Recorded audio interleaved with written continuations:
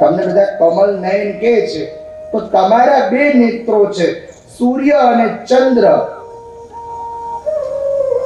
સૂર્ય રૂપી નેત્રે ભગવાન મને ને તમને દિવસે જોવે છે કે દિવસે વ્યક્તિ કેવું કર્મ કરે છે,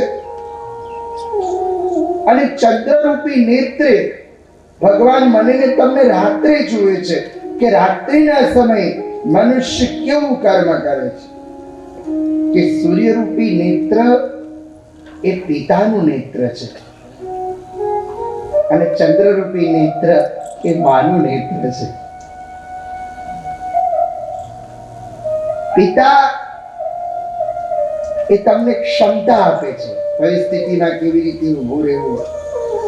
પિતાની પાસે તમને ક્ષમતા શીખવા મળે, અને માં એ મમતા આપે છે.